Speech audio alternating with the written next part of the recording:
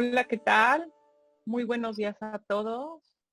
Nos da mucho gusto darles la bienvenida a este quinto programa de nuestro blog ¿Qué dicen hoy los tribunales?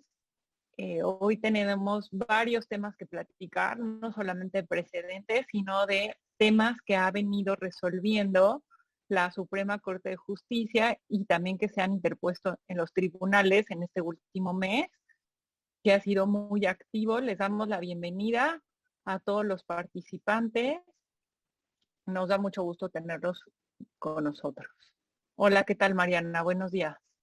Hola Denise, muchas gracias a todos los que nos están acompañando el día de hoy. Les traemos muchas cosas interesantes y un poco diferentes también a los seminarios pasados. Esperemos que les guste. Cualquier duda nos pueden escribir en el chat y con gusto les atendemos cualquier comentario. Perfecto. Pues sin más introducción, vamos a empezar. En nuestro blog número 23 iniciamos una sección que le llamamos ¿Qué se está discutiendo en tribunales? Porque consideramos que si bien es muy relevante analizar y comentar los precedentes que se publican semana con semana en el seminario judicial, realmente estamos viendo que un gran número de temas están llegando a los tribunales, se están discutiendo y no queríamos dejarlos pasar Mariana y yo, y por eso también va a ser parte de nuestro programa de hoy el comentar algunos de los asuntos que se han que se han promovido, amparos que se han promovido en este último mes ante el Poder Judicial, y por otra parte, asuntos que se resolvieron, que no han llegado todavía a ser precedente o criterio de jurisprudencia, pero que ya fueron resueltos. Entonces, Mariana, tú si nos puedes ayudar con el primer tema que vamos a comentar el día de hoy. Claro que sí. Como ustedes recordarán, la reforma a la Ley Federal de Telecomunicaciones por la que se creó el Padrón Nacional de Usuarios de Telefonía Móvil se publicó en el Diario Oficial el 16 de abril de 2021.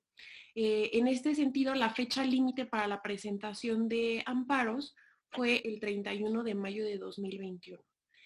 A la fecha, nosotros sabemos que se han presentado alrededor de 12,000 juicios de amparo en contra de esta reforma, por lo que los juzgados competentes para atenderlos son los especializados en materia de telecomunicaciones, competencia económica, y únicamente, a diferencia de, por ejemplo, los juzgados administrativos, únicamente son 2 juzgados especializados. Entonces, estos 12,000 juicios de amparo deberán ser atendidos y distribuidos únicamente entre 2 juzgados especializados, lo que nos permite ver la gran carga de trabajo que están enfrentando estos juzgados y también los retrasos significativos que hay en la admisión de las demandas y también su turno a uno u otro juzgado.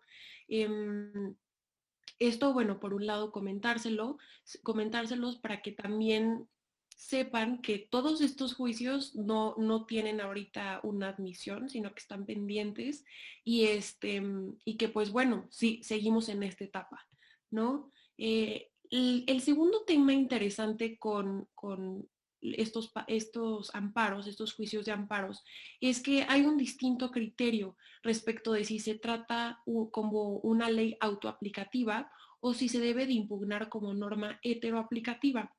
Estos criterios son distintos dependiendo de un juzgado y otro. El juzgado segundo se decanta porque es una norma autoaplicativa. ¿Esto qué significa?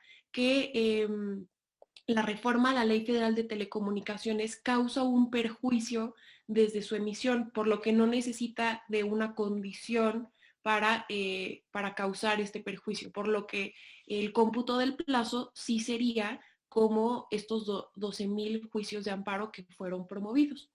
Ahora bien, el primer juzgado tiene otro criterio, es decir, considera que la norma es heteroaplicativa, por lo que está condicionada o supeditada a la emisión de las disposiciones administrativas por parte del Instituto Federal de Telecomunicaciones para que pueda causar un perjuicio, para que se verifique esta obligación de los usuarios y titulares de las líneas de telefonía de registrar sus números, y considera que hasta entonces es cuando se deben de promover los juicios de amparo.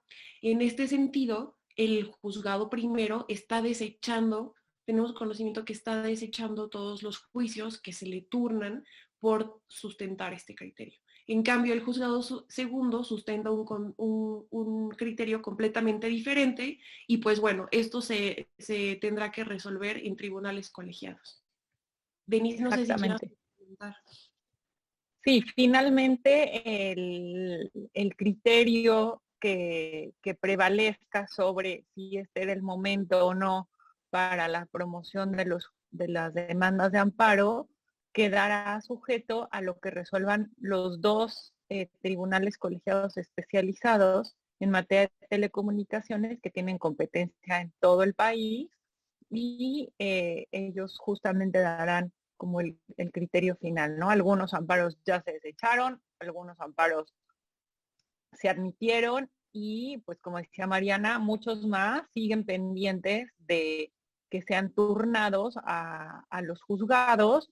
Entonces, todavía este tema del padrón, pues no ha generado como un criterio totalmente firme, ¿no? Sabemos que en la Suprema Corte de Justicia de la Nación están los juicios que fueron promovidos por, bueno, la controversia constitucional, la acción de inconstitucionalidad que promovieron el INAI y el Instituto Federal de Telecomunicaciones. A ambos se les dio trámite y, bueno, corren a la par de todo este número impresionante de juicios de amparo que fueron promovidos tanto por empresas como personas en lo individual. Y si no hay nada más que agregar, Mariana, pasaría al siguiente tema. Claro. Bueno, en las sesiones, en 3 sesiones de la Suprema Corte de Justicia de la Nación de junio pasado, se analizó la constitucionalidad de la Ley Nacional de Extinción de Dominio. Recordemos que antes de que hasta hace algunos años había una ley federal de extinción de dominio, y cada uno de los estados tenía su ley local, ¿no? Después de esto, ya con la actual administración, se reformó la Constitución Federal en el artículo 22 para ser modificada en el tema de extinción de dominio, y esto llevó a que se emitiera una nueva ley nacional. ¿Qué quiere decir? Que fueron abrogadas la ley federal y las leyes estatales para quedar vigente solo una ley en todo el país. Esta ley fue analizada por la Suprema Corte respecto a si cumplía o no con aspectos de constitucionalidad respecto del reformado artículo 22 de la Constitución Federal. Lo que vimos, y realmente fue pues una noticia, ¿no? Por el sentido de lo que resolvió la Suprema Corte, fue que se declaró la inconstitucionalidad de un número muy importante de artículos de esta ley por considerar que eran contrarios a la reforma constitucional. En primer término, esta ley nacional limitaba la posibilidad de declarar la extinción de dominio de bienes cuando se tratase de delitos del fuero federal. La Corte dijo que esto es inconstitucional porque no hay una justificación para que se limitara, y por tanto también podía proceder la extinción de dominio respecto de delitos que fueran del fuero estatal. Por otra parte, en cuanto a la información que recaba el Ministerio Público a lo largo de las investigaciones que tienen relación con la extinción de dominio, se había previsto en la ley que toda esta información tenía el carácter de reservada y que no iba a poder ser hecha pública a los particulares. Esto también fue declarado inconstitucional por la Suprema Corte por considerar que era una medida que no tenía una justificación ni un sustento para mantener la información en total reserva. Y vemos que este tema el tema de la protección de los datos y por otra parte del acceso a la información también fue analizado, y me voy a saltar al último inciso que tenemos en la presentación, porque en esta ley se previó que en caso de que el Ministerio Público tuviera que tomar una medida cautelar y asegurar bienes, por una parte se señaló que podía hacerlo sin control judicial y por otra parte también se le había facultado al Ministerio Público para acceder a bases de datos de autoridades para obtener información relacionada con los bienes que iban a estar sujetos al proceso de extinción de dominio sin autorización judicial. Y este fue un punto que también fue declarado inconstitucional por la Suprema Corte.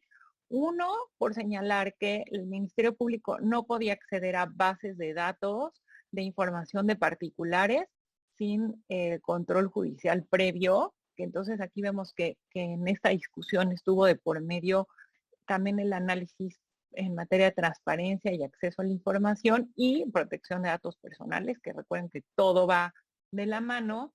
Y por otra parte se reconoció que tiene que haber control judicial previo para la actuación del Ministerio Público, incluso si se trata de una medida cautelar. Y el otro tema central de la discusión que se generó en la Suprema Corte fue en qué supuestos va a proceder la declaración de extinción de dominio. En la Constitución se establece que procederá por el origen de los bienes. Esto es cuando se trate de origen ilícito de los bienes. Y a eso se limita la Constitución. La Ley Nacional de Extinción de Dominio pretendió ampliar la posibilidad de esta medida también a los supuestos en que si bien los bienes tuvieran un origen lícito, el uso o destino de los mismos fuese ilícito. En este punto, la Suprema Corte distingue estos dos supuestos, el origen de los bienes respecto del uso o destino de los mismos, y dice que la extinción de dominio solo procederá cuando el origen de los bienes sea ilícito, pero no respecto del uso o destino de los mismos. Y esto creo que pues fue una decisión o es una decisión muy importante de la Suprema Corte, en donde lleva y acota esta nueva ley a lo previsto por la Constitución Federal, y con esto se limita esta medida respecto de lo que se había intentado en esta ley de ampliarlo, ¿no? Y se regresa y se dice, no nos podemos ir más allá de lo establecido por la Constitución.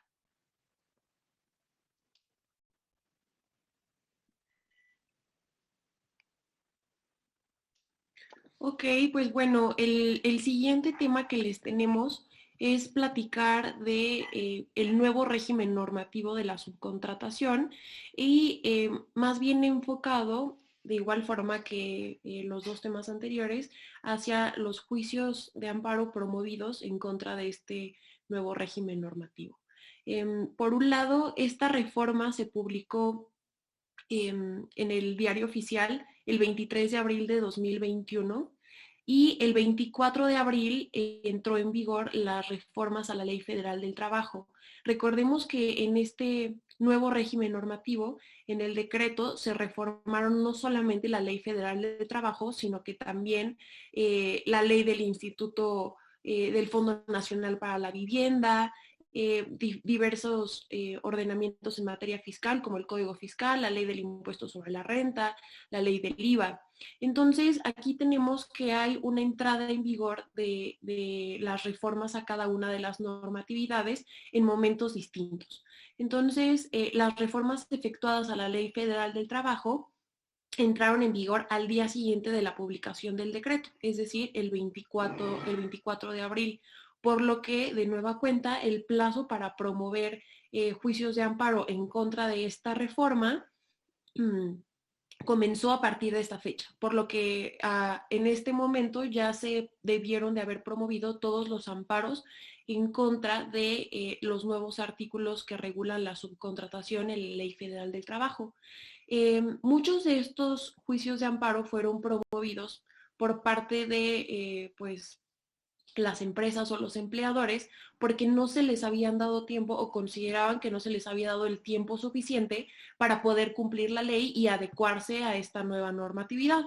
En este tema es interesante porque hay una división por parte de los juzgadores, los jueces de distrito, respecto de la competencia por materia de estos juicios que se promovieron.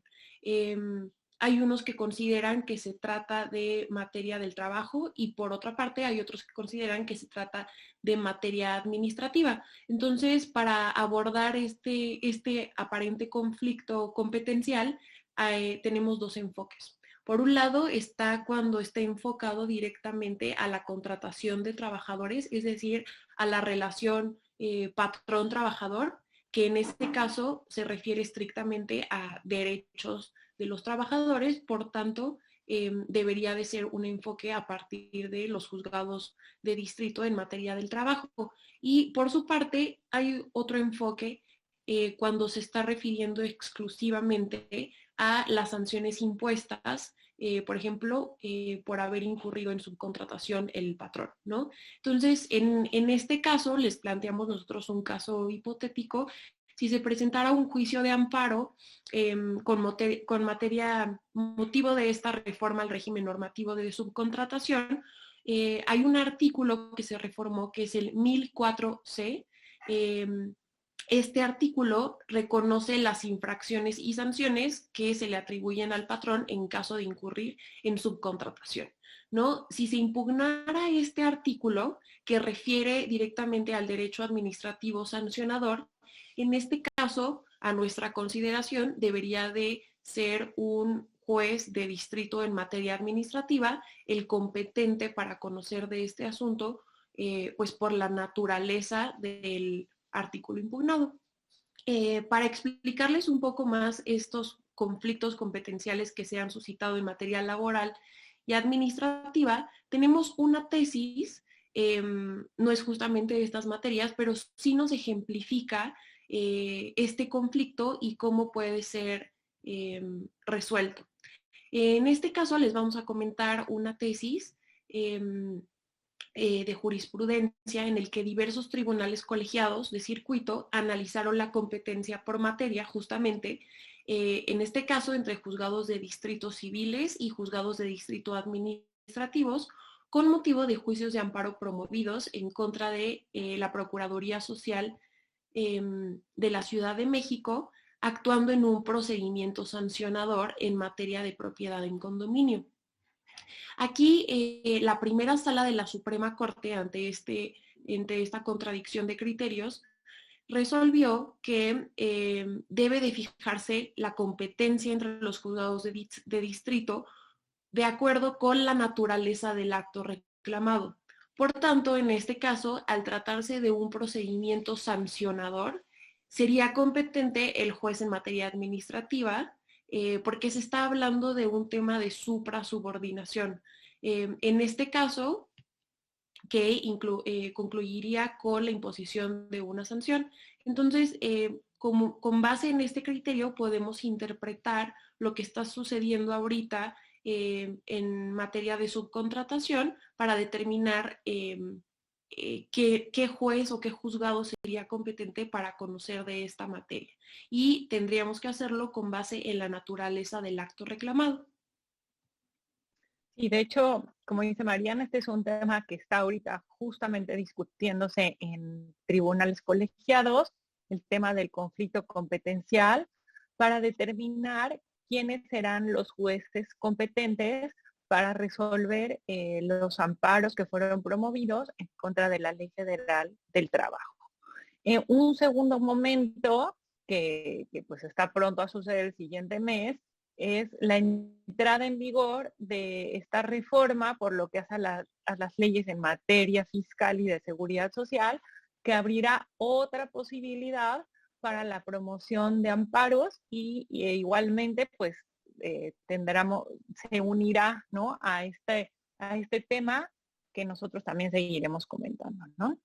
Y sin más, paso al siguiente tema que se discutió en la primera sala respecto del consumo recreativo de marihuana. Y esto fue en estos días, ¿no? Pero quisiera aprovechar este momento que tenemos y comentarlo con ustedes para recordar cuáles fueron los antecedentes de esta Declaratoria General de Inconstitucionalidad que fue declarada por la Corte. En 2015, la primera sala conoció de una serie de juicios de amparo en los que se planteó que la Ley General de Salud resultaba inconstitucional por imposibilitar o prohibir el consumo lúdico o recreativo de marihuana. En jurisprudencia por reiteración, porque se lograron 5 precedentes en el mismo sentido, la resolución de la Corte fue en el sentido de que efectivamente la Ley General de Salud era inconstitucional por prohibir este tipo de uso de la marihuana, en tanto atentaba al derecho al libre desarrollo de la personalidad. Y en nuestros blogs de este último mes, ustedes van a poder encontrar una relación de todos los precedentes que en su momento emitió la primera sala respecto del análisis del consumo lúdico o recreativo de la marihuana en 2015.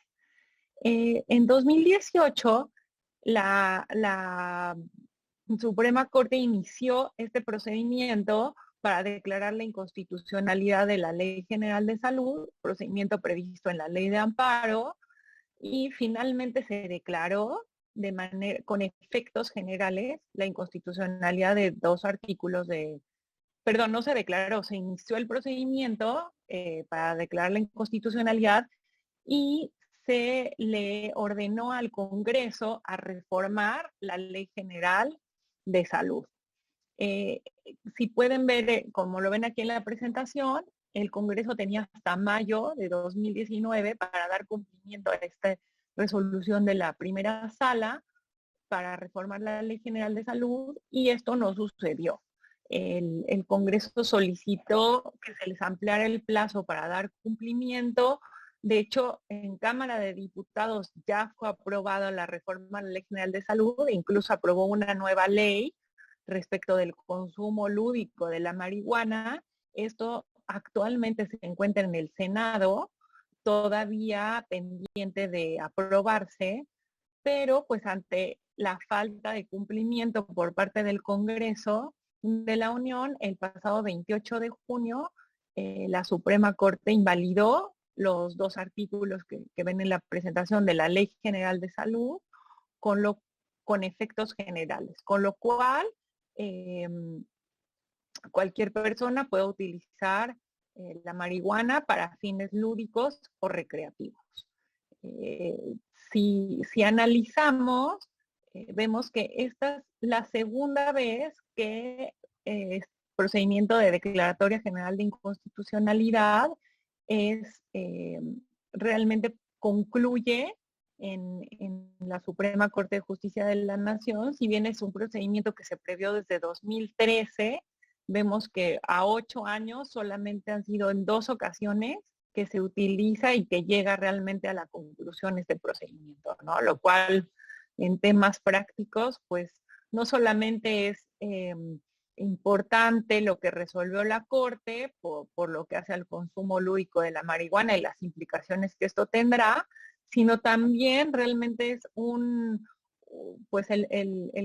caso emblemático por ser el segundo en el que se utiliza este procedimiento que tiene la Corte para definir con efectos generales la inconstitucionalidad de una norma. También aprovechamos y queremos comentarles este precedente que ven con un número de registro de marihuana y normas estigmatizadoras, porque fue publicado en este último mes, si bien fue publicado antes de que se declarara la inconstitucionalidad de la Ley General de Salud. Se trata de un asunto en el que una persona física promovió amparo para que se le permitiera el uso recreativo lúdico de la marihuana, considerando que ya existía una jurisprudencia de la primera sala en donde se había declarado inconstitucional la ley, ¿no? Y aquí el tema importante, o que nos parece a nosotros interesante, es que el quejoso se fue al amparo no con el motivo de algún acto de aplicación específico. Recordemos que en este tiempo en el que de 2015 en que estuvo la jurisprudencia de la Corte hasta que se declaró la inconstitucionalidad de la ley, si un particular quería poder utilizar de manera lúdica la marihuana, tenía que ir ante la COFEPRIS, solicitar el uso del mismo, y bueno, la COFEPRIS, resolviendo en términos legales, lo negaba el uso lúdico. El siguiente paso era acudir al amparo para que vía amparo se le permitiera el uso recreativo de la marihuana, ¿no? Este fue el proceso que se siguió en estos últimos años, pero en este caso en específico el particular no fue ante la COFEPRIS, sino que impugnó la ley por considerarla que era estigmatizadora y que afectaba a la persona en el derecho al libre desarrollo de la personalidad. Y lo relevante es que se admitió el amparo sin que hubiera un acto de aplicación concreto, ¿no? Y se le permitió el uso recreativo de la marihuana sin tener que pasar por el permiso o la negativa por parte de la COFEPRIS. Si bien este asunto, por lo que hace ahorita actualmente a la marihuana, pues ya no tiene una aplicación práctica, porque por la declaratoria general, sí es relevante para otros casos en los que se ha declarado con efectos generales en alguna jurisprudencia o en algún precedente de la Corte la inconstitucionalidad de una norma y no se hagan las modificaciones en la legislación. Pues con esto terminamos este bloque que quisimos comentar con ustedes sobre los temas que se están discutiendo en tribunales, y vamos a comentar los precedentes que consideramos relevantes. Es imposible realmente poder platicar todo lo que se va publicando semana con semana, pero pues siempre Mariana y yo hacemos una selección de lo que creemos puede ser interesante para ustedes, y en este caso vamos al tema del cumplimiento de sentencias. Y no sé si antes tú quieras agregar algo, Mariana.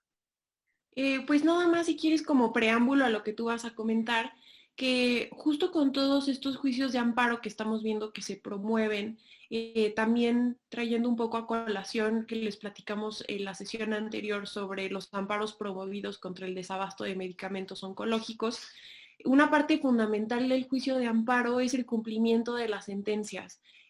Sin esta parte del cumplimiento de sentencias y también, por ejemplo, el cumplimiento de la suspensión, se desnaturalizaría el juicio de amparo o las finalidades que persigue, que es la protección de los derechos. Entonces, con esto de preámbulo, Denise, adelante. Sí, nos llamó mucho la atención a Mariana y a mí un precedente, una jurisprudencia que se emitió por el Pleno de Circuito en materia administrativa del primer circuito, que como saben es en la Ciudad de México, en el que para mí fue realmente, pues me llamó la atención que en la jurisprudencia se señalara que es preocupante o que el juicio de contencioso administrativo se está viendo severamente afectado porque hay un incumplimiento sistémico de las sentencias que emite el Tribunal Federal de Justicia Administrativa por parte de las autoridades administrativas, pues justamente es a nivel federal, ¿no? Porque se trata de las sentencias que emite el Tribunal Federal de Justicia Administrativa en el juicio contencioso administrativo. Este precedente está relacionado con este tema del cumplimiento de sentencias. Y el criterio en específico señala que si bien en la Ley Federal de Procedimiento Contencioso Administrativo se prevé el recurso de queja como un medio para lograr la ejecución de las sentencias, ante esta situación de incumplimiento sistémico, se definió que los particulares pueden acudir directamente al juicio de amparo para lograr la ejecución de las sentencias cuando haya una negativa por parte de las autoridades para tenerlo resuelto por el tribunal. Lo que analiza o lo que señala el pleno de circuito es que el mantener sin dar cumplimiento a las sentencias está victimizando a los particulares y por lo tanto es una justificación para poder hacer una excepción al principio de definitividad y acudir directamente al amparo, lo cual vemos pues es un precedente que no se había visto en los últimos años, abre la puerta para los particulares de acudir directamente al amparo, pero también es un termómetro de qué es lo que está sucediendo en el país por lo que hace al cumplimiento de las sentencias en otras materias, ¿no? Como decía Mariana, en el tema del desabasto de medicamentos, sabemos que hay muchas familias que han acudido al amparo para poder obtener los tratamientos o personas de pacientes. Están los amparos, pero ya la crisis actual es que no se le da cumplimiento a las sentencias, pero en este caso también lo estamos viendo en un tema, el contencioso administrativo. Y en relación con esto, también nos llamó la atención un precedente en materia civil de un tribunal colegiado de circuito también en la Ciudad de México, en donde se señala que los jueces tienen que utilizar todos los mecanismos que tengan accesibles para asegurar la ejecución de la sentencia, para eliminar los obstáculos que puedan observar en el momento de la ejecución de las sentencias, ¿no? En este caso, como les digo, es un tema civil en el que tiene que ver con un inmueble y la autoridad registral le señala al juez que no hay una concordancia entre los datos del inmueble y el folio real que se tiene señalado en el registro, y parecería que el planteamiento fue, pues hay una imposibilidad real para darle cumplimiento a la sentencia. El tribunal colegiado le dice al juez que el artículo 17 constitucional, por lo que hace al acceso a la justicia, no solamente es el acceder al juicio, sino que asegurar que se dé cumplimiento a las sentencias y por tanto el juez debe informar al interesado o al particular cuáles son los mecanismos que tiene o que tiene que accionar para hacer efectiva la sentencia, y el mismo juez ser proactivo en lograr el cumplimiento de la misma. Estos dos precedentes consideramos que son muy importantes y que pueden ser utilizados por los ciudadanos, los particulares, cuando se enfrenten a esta situación. Seguimos con 3 precedentes en materia penal que fueron publicados en este último mes. Bueno, cambiando un poquito de materia, también en materia penal es sabido que pueden existir varios retrasos en las integraciones de las carpetas de investigación o incluso en el ejercicio de la acción penal, ¿no? Entonces, estas 3 tesis están relacionadas con un mismo caso y les vamos a platicar. La primera tesis aislada refiere al fiscal general de la República como autoridad responsable. En este caso, el quejoso reclamó en juicio de amparo la indebida integración de una investigación por parte del Ministerio Público, así como la dilación en integrarla.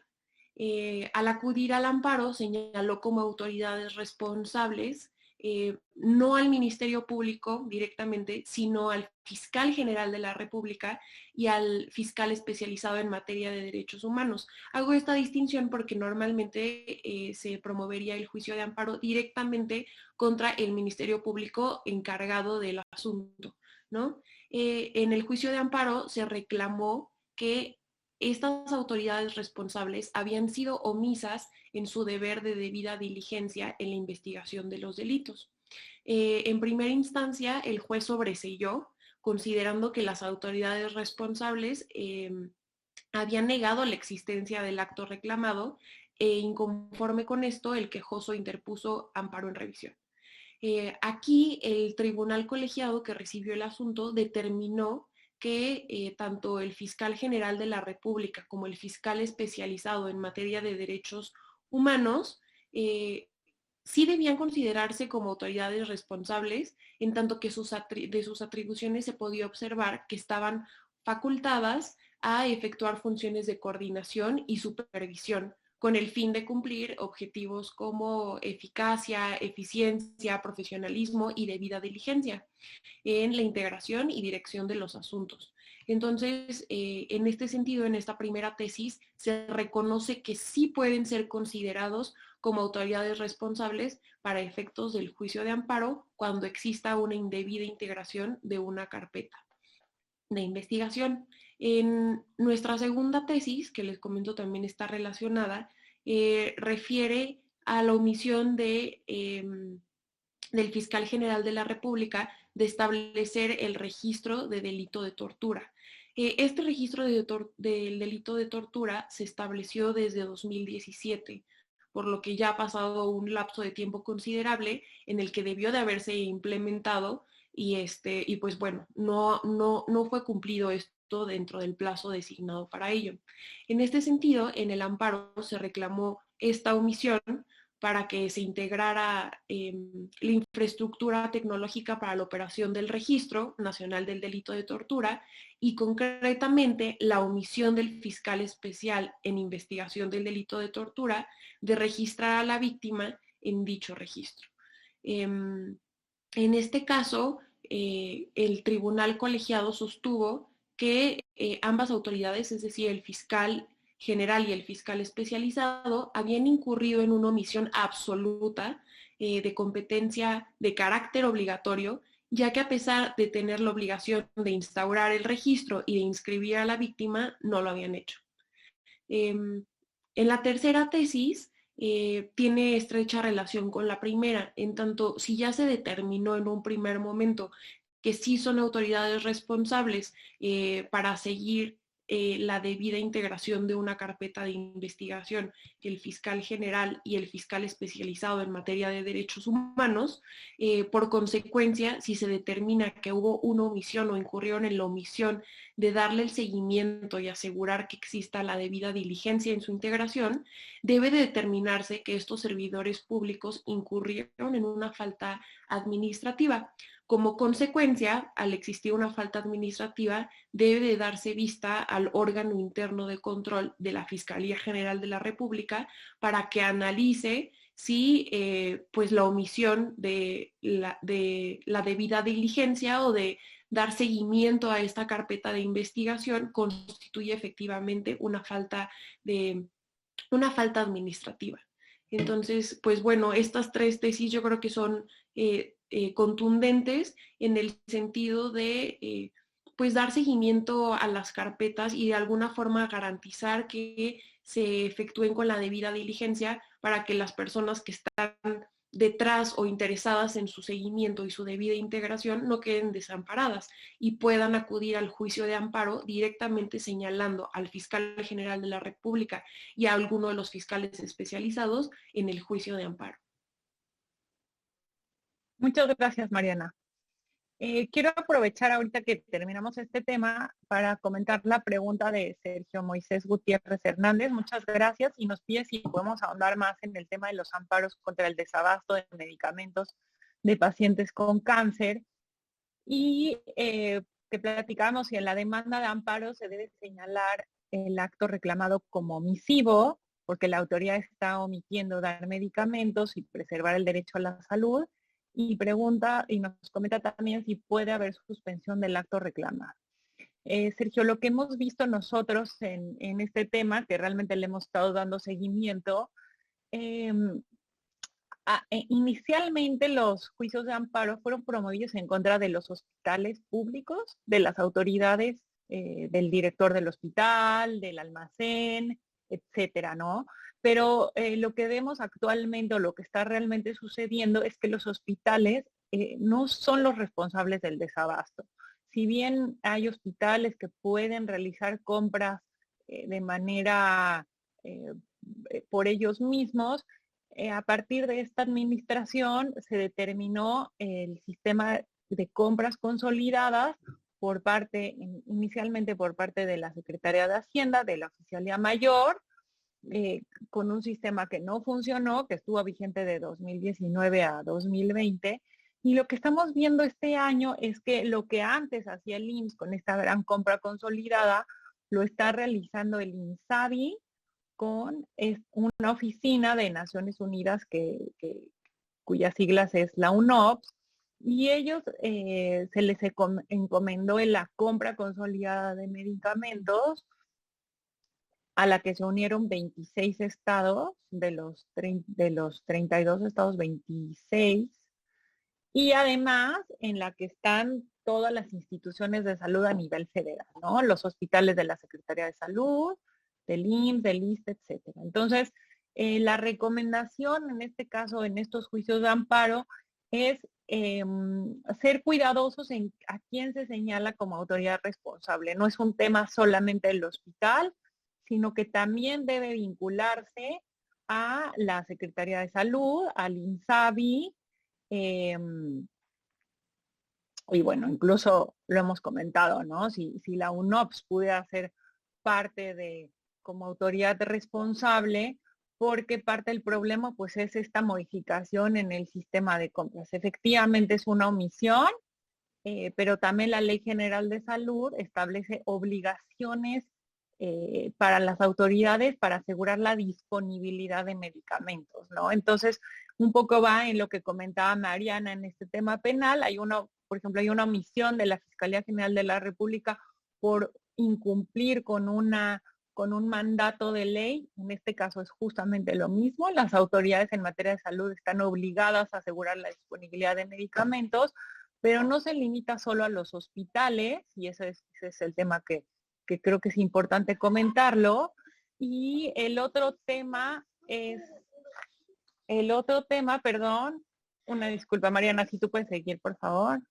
Sí, claro. Pues bueno, justo en este tema del amparo de los medicamentos, pues sí se puede promover como una omisión. El tema o la dificultad que también vemos es el cumplimiento de la suspensión, ¿no? Como sabemos, las autoridades responsables demandadas en este tipo de juicios, pues estamos hablando de la Secretaría de Salud Federal, estamos hablando de la Secretaría de Hacienda y Crédito Público, de la Oficialía Mayor. En este tipo de casos ha sido difícil el cumplimiento también de la suspensión, aunque sí se puede promover para solicitar la disponibilidad de los medicamentos para pues, los pacientes que no estén recibiendo los medicamentos oncológicos. Así es. Y la suspensión, por supuesto, que procede. Incluso hemos visto amparos en donde se otorga la suspensión de plano, porque son actos que violan o que atentan contra la salud y la vida de las personas, sobre todo de la vida, en el caso de los oncológicos y de otros tipos de padecimientos, como por ejemplo el VIH, en donde la interrupción en el tratamiento tiene efectos que pueden llevar a causar la muerte de las personas, ¿no? Rodrigo Pérez Salazar nos dice que, bueno, que el incumplimiento de toda la sentencia donde el condenado es el Estado es reprobable y alarmante, en lo cual pues, coincidimos completamente, y por eso quisimos, de hecho, tocar este tema en este programa, porque estamos conscientes que una sentencia no puede quedarse en un papel, ¿no? Y ahora creo que con todo el tema virtual, a veces ya ni siquiera vemos las sentencias en papel, es realmente como un documento, pero todo esto se tiene que traducir a la realidad, ¿no? Yo creo que una exigencia que como particulares, como ciudadanos, debemos de dejar no lo podemos olvidar, tenemos que dejar el dedo en el renglón y sobre todo como abogados, creo que es nuestra labor mantener y exigir, en este caso al Poder Judicial, que se tomen todas las medidas que establece la ley de amparo para asegurar el cumplimiento de las sentencias, pero también de la suspensión como una medida cautelar, ¿no? Nos dice Rodrigo que opina que está sucediéndonos algo similar en la inoperatividad práctica del mandato de tutela de derechos humanos colombiano, por razón de que sin caudales en el fisco los derechos humanos no pueden cumplirse, lo cual desvirtúa a los derechos humanos. Completamente de acuerdo.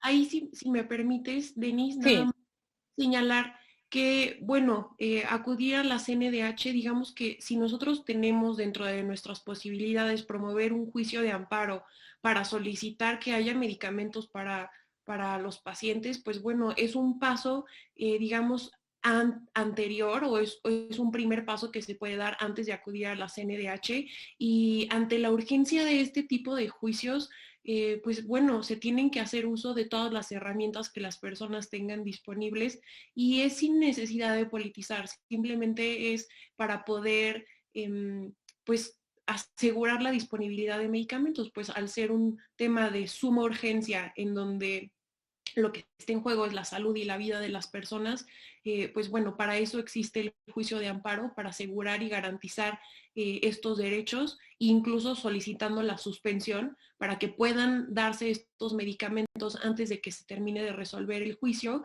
y pues bueno, así proteger la salud y la vida de las personas.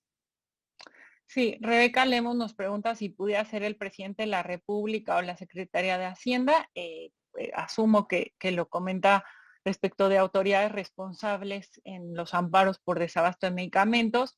El presidente de la República no tiene facultades específicas, ¿no? Respecto a la disponibilidad, pero sí es la cabeza del Ejecutivo y la cabeza de la Secretaría de Salud, y la Secretaría de Salud sí las tiene, ¿no? Entonces, ahí sí sería como una posibilidad de buscar un planteamiento de este tipo, algo similar al precedente del fiscal general de la República, en donde sí se logró que se considerara como autoridad responsable por las obligaciones que tiene de supervisar las investigaciones de los delitos.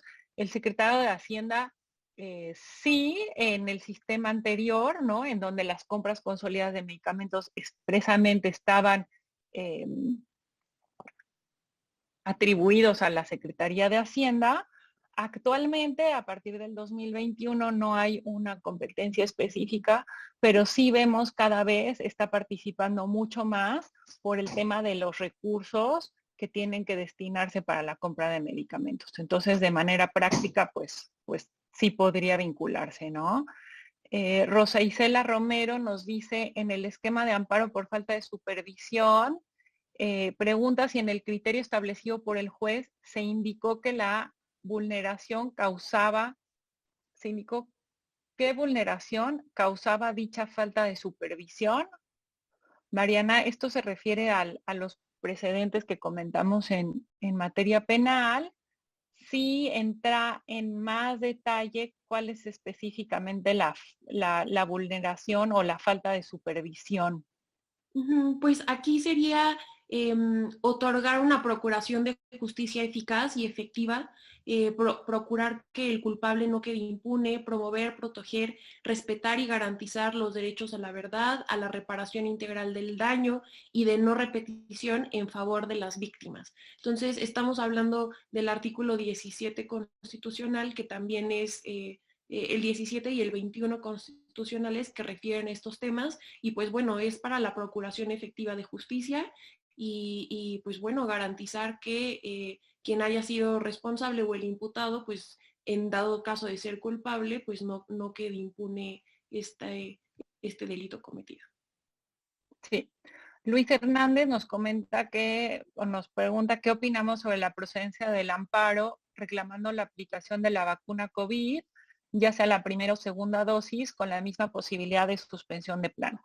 En este tema tenemos que considerar que la aplicación de las vacunas está sujeto a una política de vacunación, no es un tema que esté previsto en la ley porque pues, es un tema que va más allá de la Ley General de Salud por lo reciente, por, por la contingencia en sí misma, ¿no? Pero sí debemos de considerar que el gobierno federal publicó una política nacional de vacunación y estando publicada esta política, tendría que adecuarse y ajustarse la actuación de las autoridades administrativas a la misma, ¿no? En este supuesto están estos precedentes o estos casos que se han presentado solicitando que se anticipe la vacunación por ciertas razones.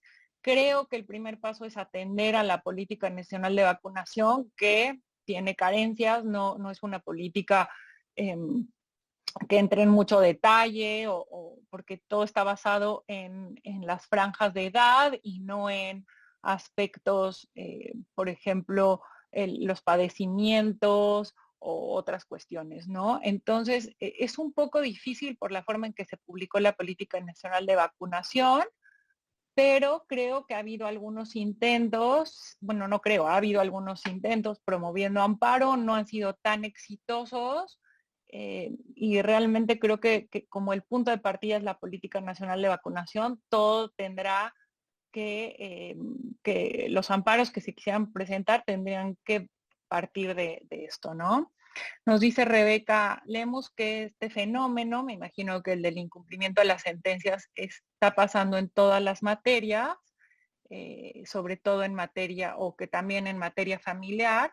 Pues sí, definitivamente es por esta razón que quisimos nosotros tocar este tema. Damos las gracias a Fernando Represas por sus felicitaciones y si están de acuerdo, continuamos con los temas que quisiéramos comentar con ustedes y lo voy a hacer muy rápido para poder dar como otro momento a comentar algunos sus comentarios, ¿no? A poder darle tiempo a sus comentarios. Otro bloque que vemos hoy, otras dos tesis que se publicaron en este mes fueron relacionados con el tema de corrupción. El primero de ellos nos llama la atención es una autoridad, es la delegación en el estado de Morelos de la Secretaría de Agricultura Federal que acude al Ministerio Público a denunciar hechos relacionados con el desvío de recursos públicos y la respuesta del Ministerio Público es en el sentido de que no puede iniciar la carpeta de investigación porque le dice a la autoridad, tú primero tienes que iniciar un procedimiento de responsabilidad administrativa como requisito para que yo dé inicio o incluso seguir el procedimiento de responsabilidad administrativa para después dar inicio a una carpeta de investigación en materia penal, ¿no? En este caso, pues realmente era un absurdo, pero también es un absurdo o parece increíble la respuesta del Ministerio Público. La delegación de la Secretaría de Agricultura promueve amparo y finalmente el tribunal colegiado determina que es ilegal que el Ministerio Público se abstenga de investigar estos hechos denunciados porque en cuanto el Ministerio Público tenga conocimiento de hechos que puedan ser constitutivos de delito, está obligado a realizar la investigación correspondiente sin que exista algún requisito de procedibilidad. Y en la segunda tesis, lo que vemos, y hubo una diferencia de criterios, es respecto o relacionado con el delito de uso indebido de atribuciones. Se trata de un funcionario vamos a poner, digo, no se entra en detalle en la tesis, pero podríamos considerar que es, por ejemplo, del SAT, que suscribe con un particular un convenio de pago en parcialidades de contribuciones en condiciones que son a todas luces que afectan a la hacienda pública, ¿no? En condiciones que le van a favorecer al particular, pero no que estarían afectando a la hacienda pública. Y aquí hubo una contradicción de criterios de si en este supuesto se podía considerar que se actualizaban los elementos del delito de uso indebido de atribuciones, porque este delito normalmente se relaciona con, por ejemplo, la firma de contratos de adquisiciones o de obra pública en condiciones que son favorables para los particulares y que afectan a los recursos públicos. Lo interesante de este precedente es que se dice que en este supuesto también se cae en el supuesto del delito de uso indebido de atribuciones, o por lo menos se podría incurrir en el mismo, porque la autorización de un convenio de este tipo recae sobre contribuciones que son recursos públicos. Entonces, esto es un precedente relevante por lo que hace al combate a la corrupción en el país. Mariana, no sé si quieras tú dar un poco los antecedentes de este tema, que yo creo que no nos iremos rápido, nada más para dejarlo mencionado. Sí, simplemente comentar, estas reformas al Poder Judicial de la Federación fueron hacia un cúmulo de normas, entre las que se encuentran, pues bueno, la ley de amparo, pero también se emitieron nuevas leyes, ¿no? La ley orgánica del Poder Judicial de la Federación y la ley de carrera judicial del Poder Judicial de la Federación. Entre estas modificaciones y reformas, pues bueno, podemos ver que hay modificaciones sustantivas respecto de la conformación de los criterios que emite la Suprema Corte y que, bueno, pues son los que nosotros analizamos en este blog y que, pues bueno, si bien no son parte de una ley, sí va haciendo el análisis que se hace respecto de pues todos los casos que llegan al Poder Judicial y que son una fuente de derecho.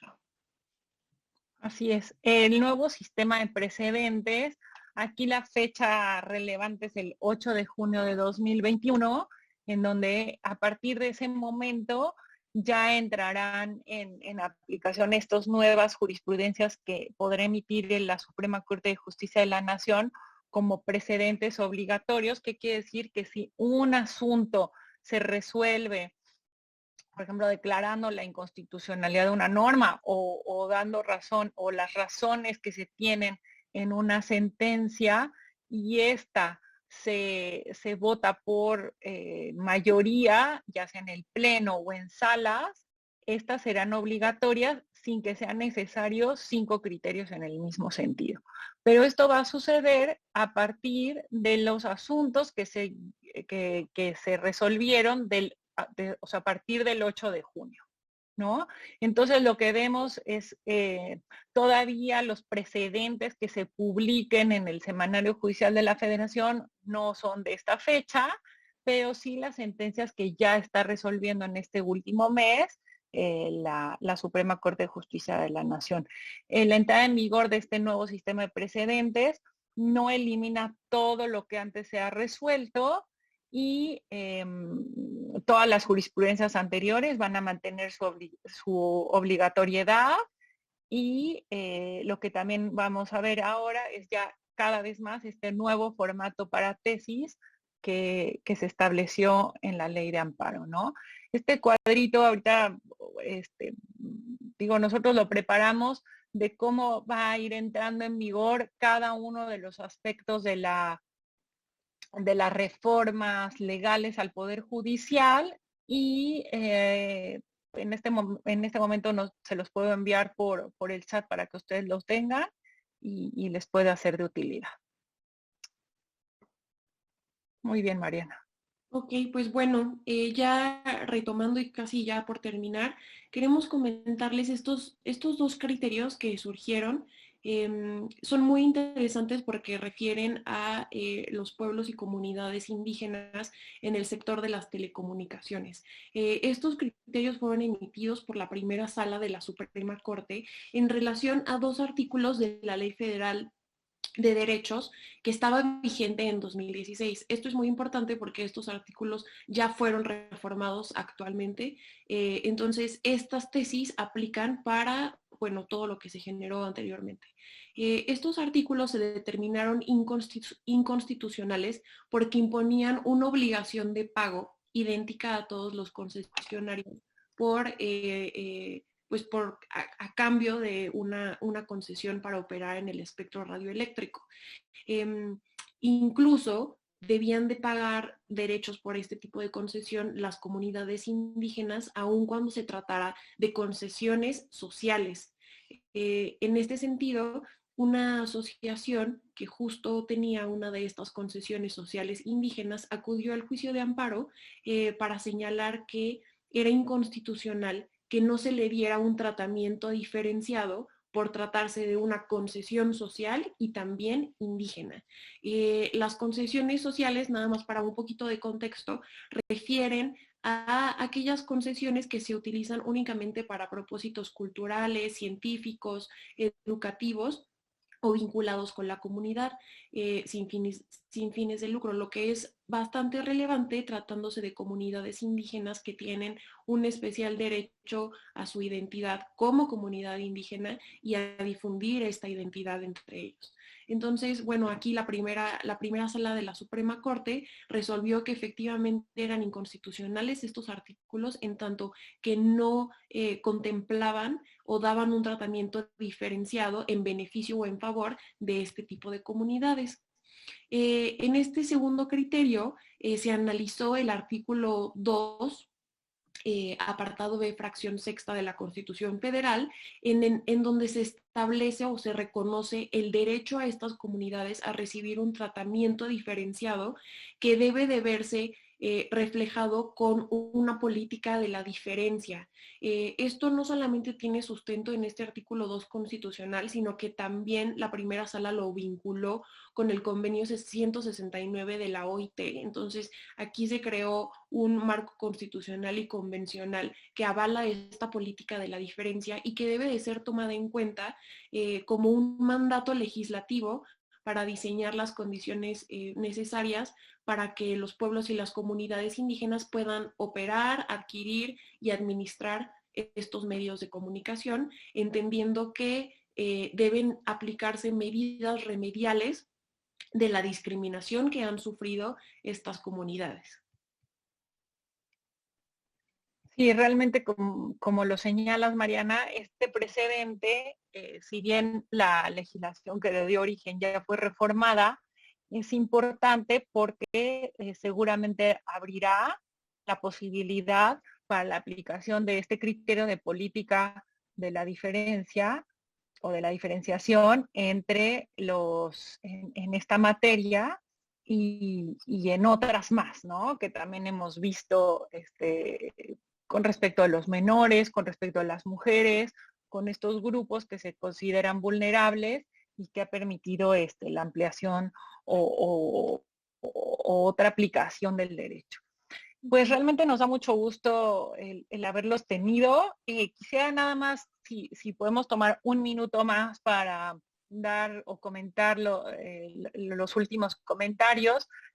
Sergio Gutiérrez nos dice que ¿por qué consideramos que el fallo histórico del consumo lúdico de la marihuana se llevó vía declaratoria general de inconstitucionalidad?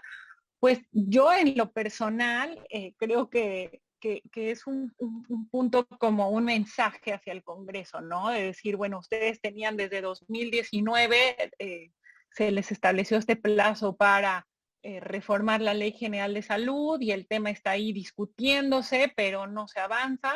Entonces yo tomo y ejerzo esta facultad que la tengo desde el punto de vista, desde el constitucional, para pues ya hacer efectivo la inconstitucionalidad de la norma. En el precedente, cabe mencionar que sí se le señala y no se le conmina, pero se le dice al Congreso de la Unión que se le solicita que concluya con el proceso legislativo para reformar la Ley General de Salud, para si bien emitir esta nueva ley que en teoría busca establecer más detalle de cómo funcionará el consumo lúdico de la marihuana, y esto no sustituye, ¿no?, la reforma a la ley, pero pues sí es una señal, ¿no?, de un poder respecto del otro poder. A Rodrigo le damos las gracias por sus felicitaciones y nosotros les damos las gracias a ustedes por participar, por comentar, por dar sus puntos de vista. Y finalmente Sergio nos dice qué consideramos sobre el nuevo formato de los criterios jurisprudenciales y sean de fácil lectura para la gente. Sí ayuda este nuevo criterio mucho en una lectura inicial, pero también tenemos que considerar que este nuevo sistema de precedentes es un poco inspirado en el sistema del common law, en donde realmente no es solamente una tesis, ¿no? Sino la idea es analizar la sentencia en su integridad y retomar de ahí los elementos que son obligatorios, los elementos que pueden ser incluso aplicables a otros temas, y eso, pues no sé si cualquier persona pueda llegar a analizar y entender todo lo que está en una sentencia, ¿no? Creo que sí es un reto para nosotros. Mariana y yo seguiremos analizando todo este nuevo sistema de precedentes y en nuestros blogs, pues estaremos comentándolo para ir avanzando todos en este nuevo sistema. Mariana, no sé si nos ayudes a cerrar. Sí, nada más igual para complementar la respuesta. Este nuevo sistema, por ejemplo, las tesis están divididas tenemos la parte del rubro, que sería el título, después sigue el apartado de hechos, que era lo que comentaba Denise, específicamente para una situación, después viene el apartado del criterio jurídico y después viene la justificación. Entonces, al tener estos hechos, pues bueno, podría una persona decir, yo estoy en esta situación, me es aplicable este criterio, pero también se puede aplicar por analogía, como lo que nosotros hicimos al principio con el tema de los conflictos competenciales en materia administrativa y materia laboral, que la tesis que analizamos no era estrictamente de esas materias, sino que era administrativa y civil. Entonces, pues bueno, también al leer este tipo de criterios se debe tener esta perspectiva de que podrían ser aplicados por analogía por el criterio jurídico. Y pues bueno, solo concluir con eso. Muchas gracias por habernos acompañado. Esperamos que les haya gustado nuestra exposición. Lo tratamos de hacer de los temas más variados, para que pues todos estemos bien informados y al día en lo que está sucediendo. Y pues bueno, agradecerles que nos hayan acompañado y pues los esperamos en el blog del siguiente mes. Muchas gracias, Mariana. Gracias a IntelliJuris por darnos este espacio. Y a todos ustedes, muchas gracias por acompañarnos el día de hoy. Y nos comentan que vale la pena levantarse temprano desde Sonora. Se los agradecemos mucho, Fernando. Y a todos ustedes que estuvieron con nosotros, les mandamos un saludo y bueno, los invitamos a seguir leyendo nuestro blog y nos vemos en un mes. Muchas gracias.